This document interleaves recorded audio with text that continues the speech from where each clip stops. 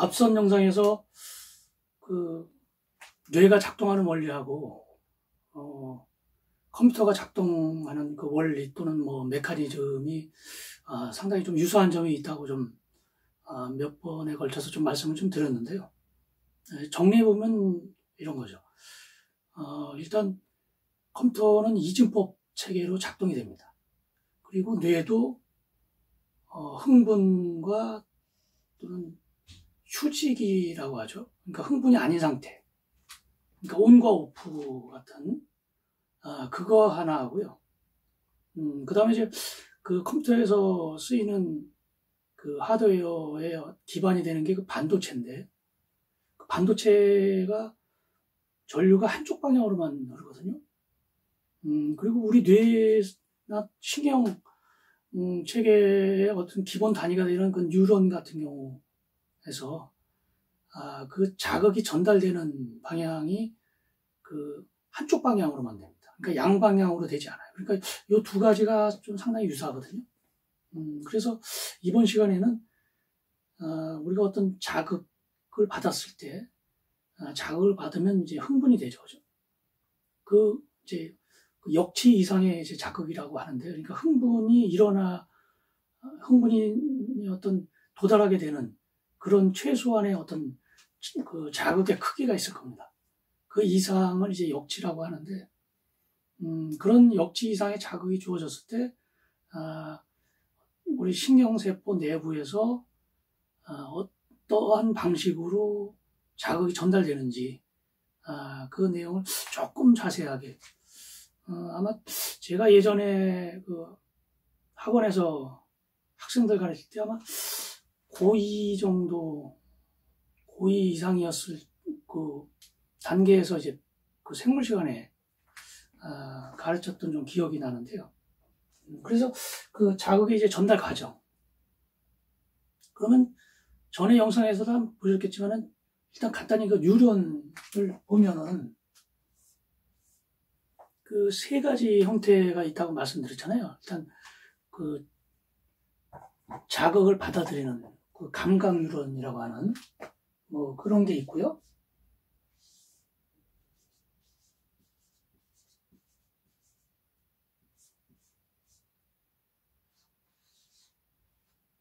요게 이제 감각 뉴런인데, 이 감각 뉴런은 연합 뉴런이나 그 운동 뉴런하고는 형태가 좀 다르다고 말씀을 드렸죠. 그러니까 그 핵심이 되는 거 신경세포체가 운동 뉴런과 연합 뉴런 같은 경우는 이제 끝에, 예를 들면 뭐 연합 뉴런이 이렇게 있으면은 끝에 있거든요. 한쪽 끝에. 그리고 뭐 이런 식으로 되죠. 운동 뉴런도 마찬가지죠. 이렇게 한쪽 끝에 이렇게 있습니다.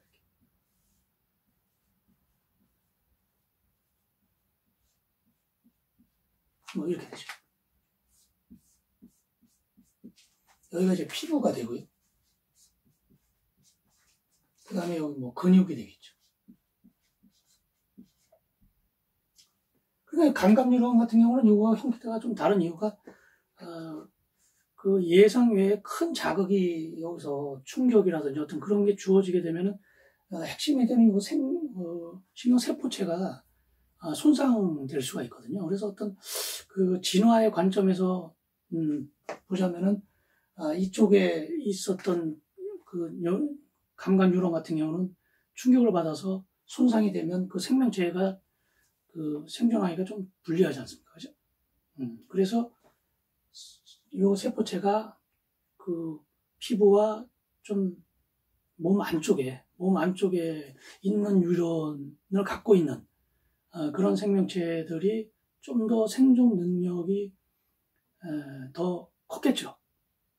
따라서 이렇게 됐다고 이제 추정할 수 있는 거고요. 그래서 피부에서 어떤 자극이 오면은 이런 방향으로 갑니다. 요게 이제 감각 뉴런이고, 인풋이죠.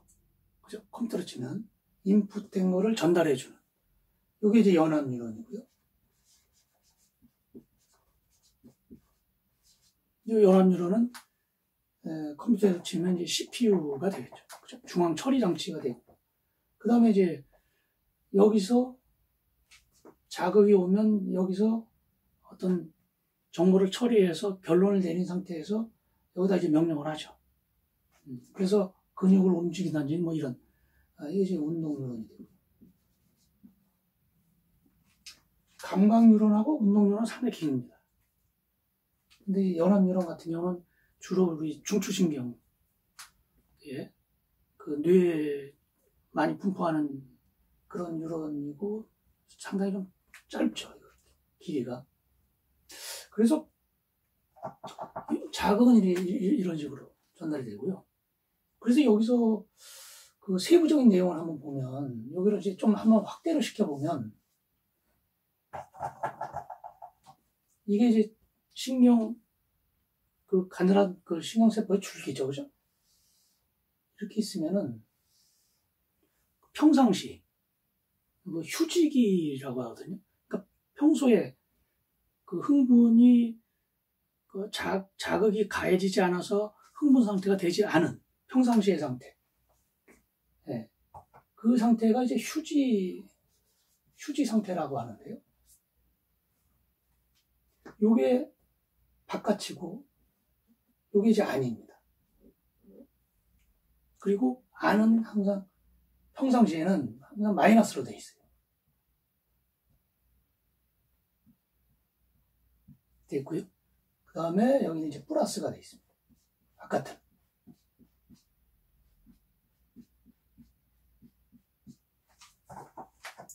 그래서 요거를 극이, 마이너스 극과 플러스 극이 분리되었다 해서 이제 분극 상태죠. 평상시에는 분극 상태입니다. 그리고 여기서 뭔가 이렇게 이동할 수 있는 어떤 통로가 있다면은 이 마이너스 또는 플러스가 이제 이동을 해서, 이거는 이제 이온이거든요. 이온이니까 플러스 이온하고 마이너스 이온이 이제 동시에 뭐 이동할 수 있을 텐데, 만약에 길이 뚫린다면 이제 이동이 되겠죠. 그러면 섞여버리면 전이차는 발생하지 않죠. 근데 여기서는 극이 분리되어 있으니까 이제 전이차가 생긴 거죠. 그 전이차는 대략 70, 마이너스 70 밀리볼트 정도입니다. 요게 이제 평상시 상태거든요. 근데 요게 이제 그 신경세포의 막인데요. 그 막의 구조를 보면은, 통로가 한 3가지 정도가 있습니다.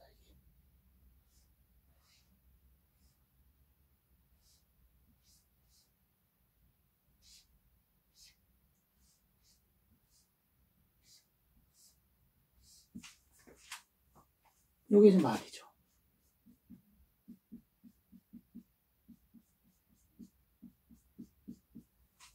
그래서 종류가 요 3가지가 이렇게 있죠. 이 부분을 확대한 겁니다. 하나는 그 나트륨 펌프라고 해서요. 이게 나트륨 펌프인데요.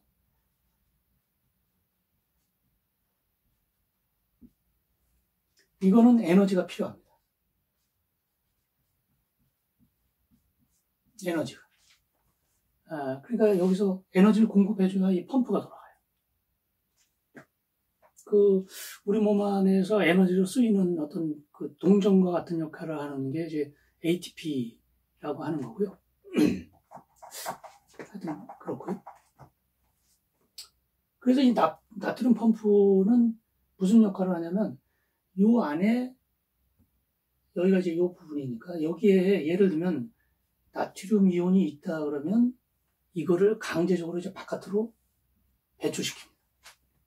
이때는 이제 에너지가 필요해요.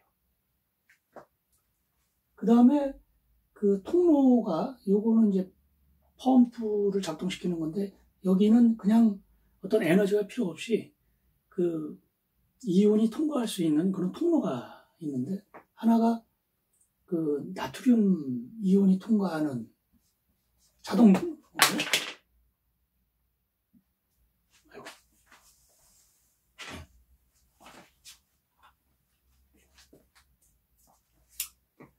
요게 이제 나트륨 이온이 자동적으로 통과할 수 있는 통로고요.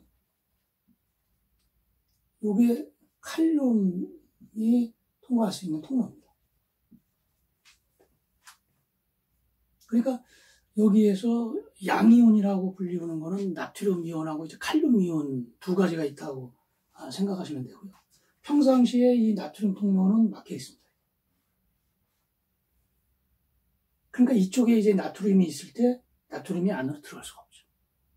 그리고 여기 있는 나트륨 이온이 혹시나 있으면 나트륨 펌프에 의해서 바깥으로 배출이 되니까 여기는 플러스고 여기 이제 마이너스가 되는 거죠. 평상시입니다. 이제 평상시. 그런데 그 칼륨 이온이 이동하는 통로는 그대로 그냥 자유롭게 언제든지. 그래서 이 칼륨 이온은 예를 들면 그 플러스하고 플러스가 모여 있고 마이너스가 모여 있으면 서로 이제 그 뭐 거창하게 얘기하자면 이제 엔트로피의 그 원리에 의해서 이제 섞이게 되잖아요, 그죠? 무질서하게 돼야 되니까. 그러니까 플러스하고 마이너스하고 이렇게 따로 나눠져 있다는 거는 대단히 그 질서가 좀 있다는 거거든요. 확률상으로 이렇게 골고루 퍼져 있을 확률이 훨씬 높은 거지, 둘이 이렇게 나눠져 있을 확률은 적잖아요, 그죠? 그래서 자동적으로 찬물하고 더운 물을 섞으면 이제 그 미지근한 물이 된다든지, 또는 뭐 그 물에다가 이제 빨간 잉크 한 방울 떠뜨리면 이게 골고루 퍼지죠. 마찬가지로 이런 작동, 어떤 장치가 없다면 자동적으로 얘들이 섞일 텐데, 이런 장치가 있어서 나눠져 있고요. 근데 다만 얘는 자유롭게 이동을 하죠. 그래서 얘는 이쪽이 플러스가 많으면 이쪽에 주로 자리를 잡겠죠. 그죠? 그리고 만약에 어떠한 일이 일어나서 이게 뒤바뀌게 되면, 그러니까 이쪽이 플러스가 되고 이쪽이 마이너스로 바뀌게 되면 얘는 반대로 가겠죠. 그죠? 그런 원리죠. 그래서 여기서 만약에 이제 어떤 그 자극이 주어지면, 여기서 자극이 주어지게 되면 이 막에 변화가 생깁니다. 그 변화가 생기는 어떤 자세한 어떤 메커니즘은 뭐 사실 저도 잘 모르고요. 그거는 좀 더 공부를 좀 해봐야 되겠지만, 일단은 자극을 받게 되면 이 막에 변화가 생겨서 이 나트륨 통로가 이제 열리게 돼요. 열리게 되면 이쪽에 나트륨이 많이 있고 이쪽이 마이너스니까 이 나트륨이 이쪽으로 이제 쏟아져 나옵니다. 쏟아져 들어오죠. 그러면 이제 플러스하고 마이너스하고 대략 좀 비슷해지겠죠? 그죠? 그래서, 대략 이게 이제 역전이 되는데요. 그거를 이제, 여기서 이제 탈분국이라고 되죠. 이게 이제 휴지기 상태에서 이게 흥분이 되면 극이 나눠져 있다가 이 나눠져 있는 게 이제 그 정지가 되고, 그래서 그걸 이제 탈분국이라고 합니다.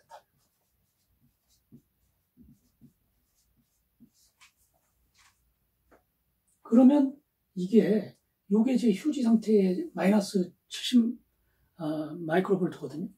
요게 이제 역전이 되니까 이쪽이 플러스가 많아지고 이쪽이 마이너스가 많아지니까 부호는 반대가 되고 대략 한 25 마이크로볼트 정도로 이제 역전이 됩니다. 요게 이제 흥분이에요. 그러면은 이게 이제 쏟아져 들어오니까, 쏟아져 들어오면 그 다음에는 이게 쏟아져 들어온 상태가 이쪽 방향으로 이제 계속 진행이 될 때, 일단 여기서 쏟아져 나오면 그 다음에는 어떻게 되냐? 그 다음에는 나트륨이 쏟아져 들어오니까 여기가 이제 플러스가 되고 여기가 마이너스 되지 않습니까? 그러면 여기에 있던 칼륨 이온은 이쪽이 마이너스니까 빠져나가겠죠. 그죠? 그리고 이 나트륨 펌프가 아주 맹렬히 작동을 해서 쏟아져 들어온 나트륨 이온을 계속해서 에너지를 이용해서 이제 퍼내죠. 그거를 그래서 이제 다시 요 상태로 이제 만들게 되겠죠. 예, 그거를 휴지가 이제 다시 회복되는,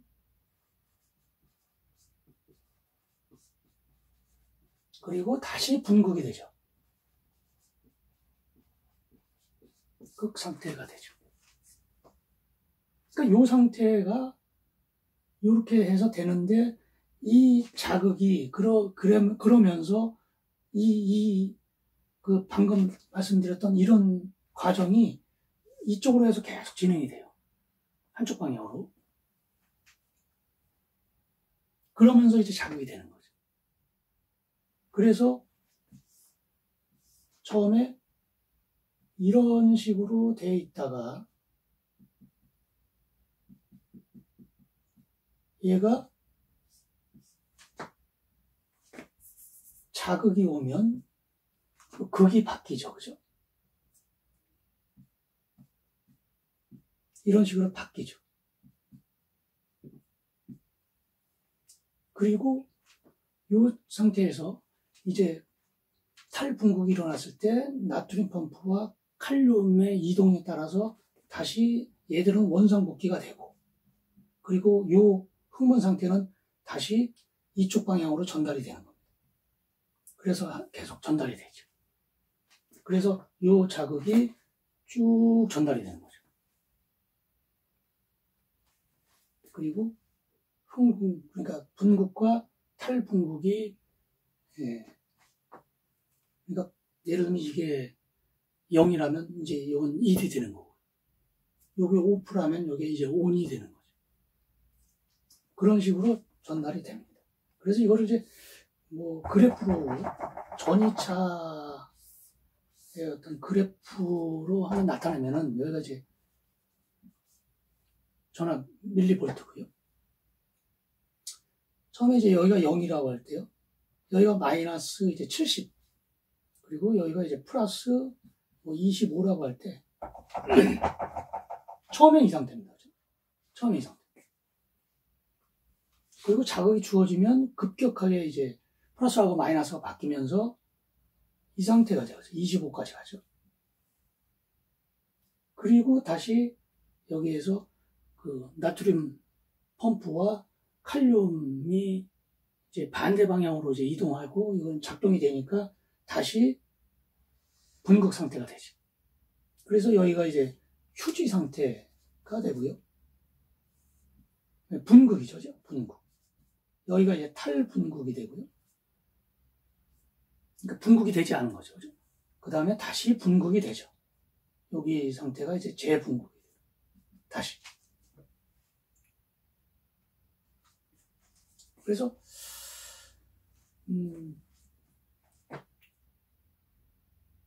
그러면은, 한 뉴런에서 이렇게 됐을 때, 그러면은, 예를 들면 이제 이 감각 뉴런이 여기까지 왔을 때, 그럼 연합 뉴런, 다른 뉴런으로 이제 전달이 되어야 될 거 아닙니까? 그죠? 전달이 될 때, 이 말단을 보면,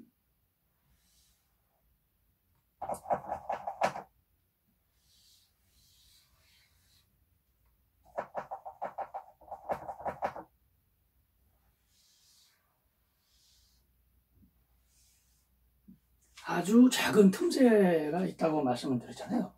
이게 대략 한 25 나노메타 정도.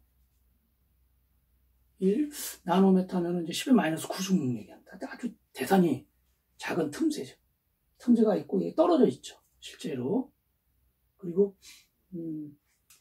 골지라는 학자는 이게 이제 연결이 돼 있다고 했었고, 라몬 이 칼이라고 하는 학자는 이게 떨어져 있다고 이제 주장을 했었죠. 그죠? 근데 결국은 어떤 전자현미경이 발전이 되면서 이 틈새가 있다는 것을 밝혀냈죠. 그래서 이제 칼의 주장이 맞는 걸로 결론이 났고요. 이거를 이제 시냅스라 하죠. 그래서 자극은 이쪽으로 되는데 이제 떨어져 있지 않습니까? 그죠? 그러면은 이 이 플러스 마이너스가 연결되어 있어야 그대로 연결될 텐데, 그럼 여기서는 어떤 방식으로 되느냐. 여기 이제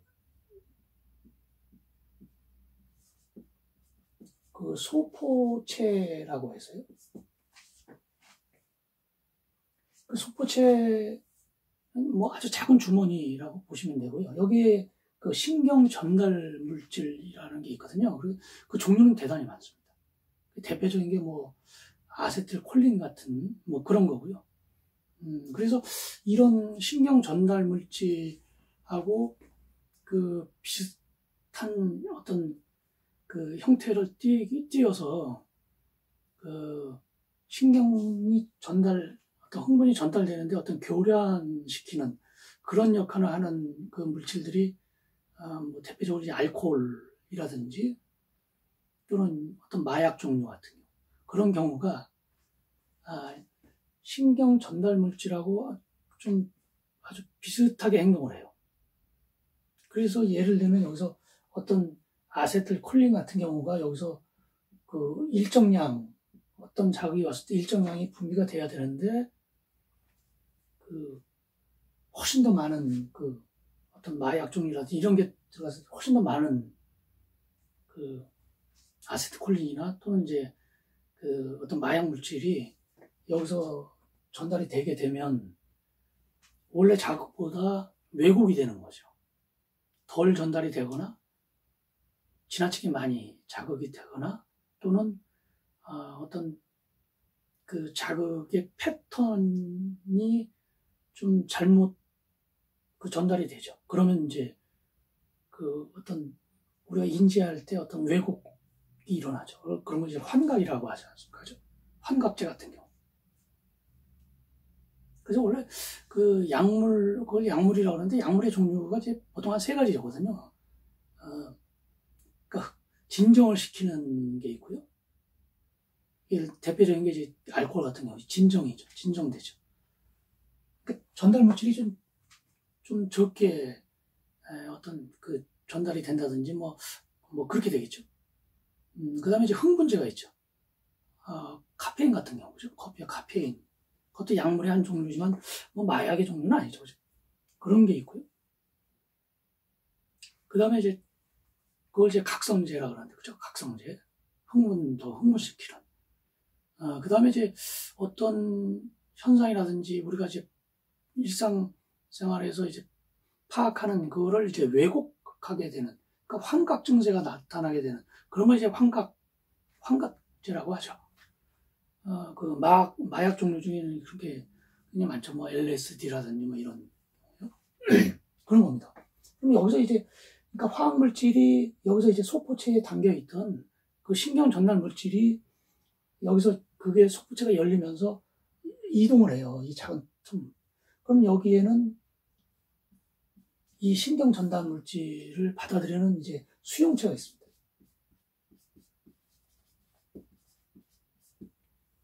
이 수용체가 이 신경 전달 물질을 받으면 다시 이런 패턴이 다시 전달이 되게 되는, 그렇게 되는 거예요. 그래서 왜 그 뇌전증 같은 경우는 이 시냅스에서 좀 비정상적으로 엄청나게 많은 어떤 전달 물질이 전달된다든지 그런 경우에 어떤 뭐 약간 뭐 발작이라든지 그런 식으로 일어나는 이유가 바로 이제 그런 데 있다고 알려져 있습니다. 네. 근데 이제 뭐 대략적인 설명은 이런데 조금 요거하고 다른 요거하고 뭐 조금 연관이 있는 내용을 한번 말씀드리면, 그러니까 우리가 이제 노래라든지 음악을 많이 듣지 않습니까? 그죠? 그런데 처음에 또 되게 마음에 드는 그런 노래를 들으면 뭐 많게는 뭐 수십 번까지 이제 계속 들어도 실증이 별로 안 나죠. 그런데 어느 정도 듣다 보면 이제 실증이 나죠. 그죠? 아무리 좋은 음악도 노래도 많이 오랫동안 장기가 들으면 이제 실증이 나요.